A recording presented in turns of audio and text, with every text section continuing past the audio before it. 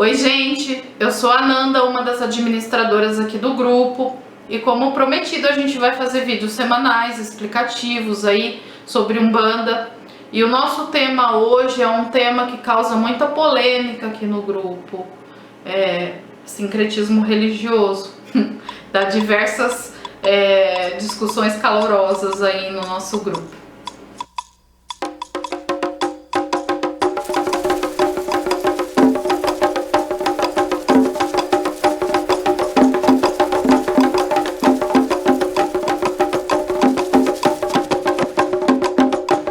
Quando a gente fala de sincretismo religioso, a gente tem que entender que a Umbanda, ao longo da sua história, teve diversas influências. A origem da Umbanda, que começou com o povo banto na Cabula, que depois virou a Macumba Carioca, que hoje é a Umbanda que a gente conhece, tem a origem bantu. Muitas das palavras que a gente usa no nosso culto religioso para abrir a gira no nosso dia a dia, como Congá, Cambone, Calunga, pertence à cultura, ao idioma dos bantus.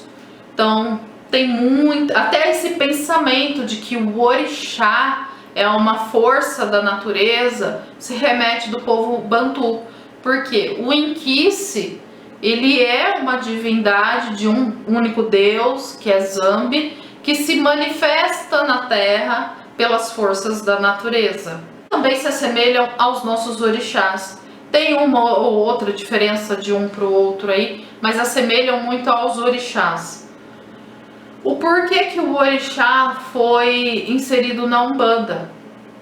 Ali na transição ali da revolta da escravatura, da revolta dos malês, muitos iorubás, porque o orixá pertence à cultura iorubá, vieram para o Rio de Janeiro, onde já existia a Cabula, e trouxe o orixá iorubá para esse culto de Umbanda. A Umbanda, como ela é muito linda, super acessível a todos, ela engloba muita coisa. Hoje a gente tem aí diversas vertentes de Umbanda para dizer isso. Ela abraçou os iorubás e o orixá foi inserido no culto da Umbanda. Mas gente, o que é o orixá? Afinal, ele é uma força da natureza? Ele é um deus? Ele é uma divindade? O que é o orixá? Existem 3 histórias que definem o que é um orixá. Uma de que eles eram seres que viviam no Orum e desceram no Uaié Terra. A outra é de que foram gerados no ventre de uma mulher e nascidos, obviamente, na Terra.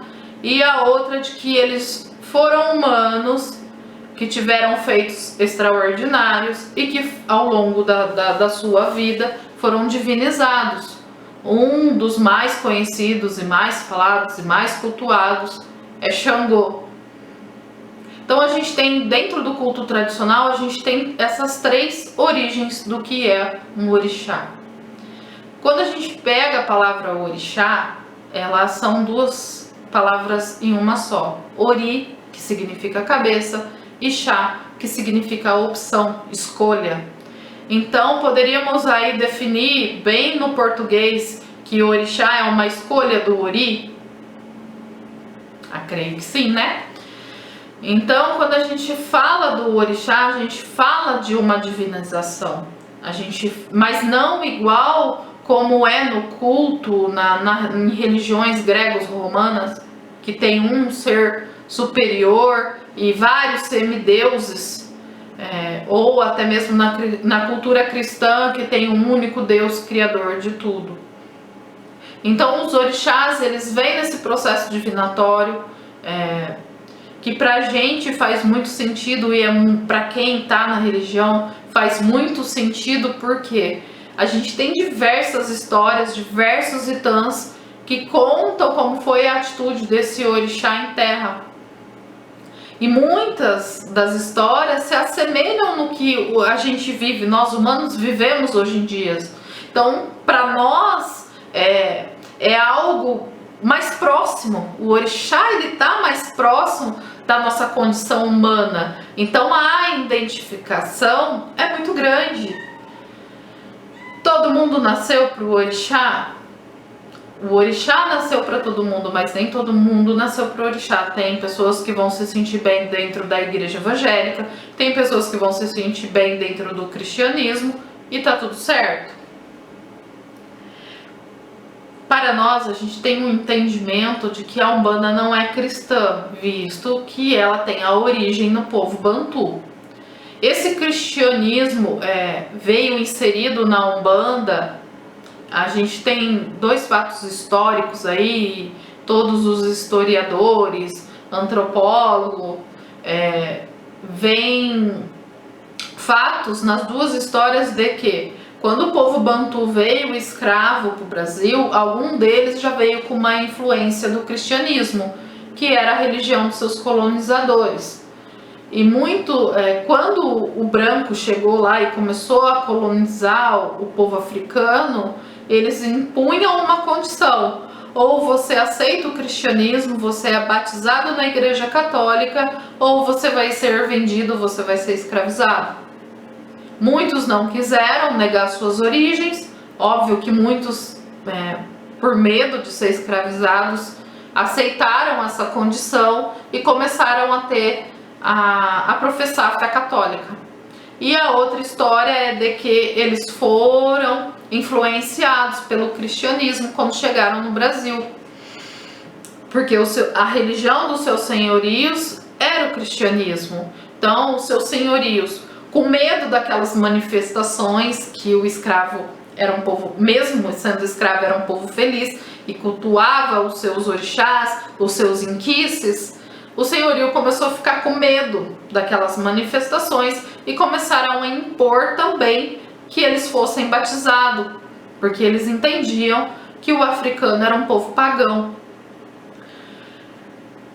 Então, aí dentro da senzala já começa todo um processo do sincretismo religioso, porque os escravos sendo obrigados a professar uma fé católica, eles montavam o seu congá com uma imagem do santo católico, mas embaixo desse congá eles colocavam seus assentamentos, os seus eguibés, deitavam-se no chão para cultuar de fato o seu orixá e não o santo.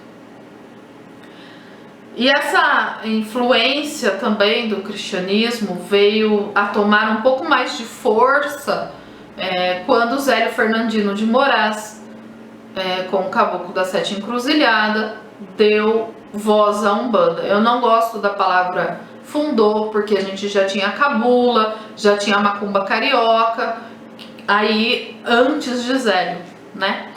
Então, quando o Zélio deu uma voz ativa para a Umbanda, ele deu uma voz para a Umbanda no meio de uma ditadura militar, no meio de uma revolta de escravos, né? No finalzinho da revolta dos malês, dos escravos, e depois o começo da ditadura militar.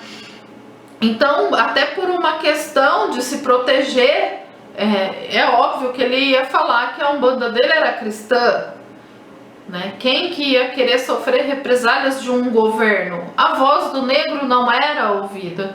Então aí o cristianismo ganha mais forças dentro da Umbanda.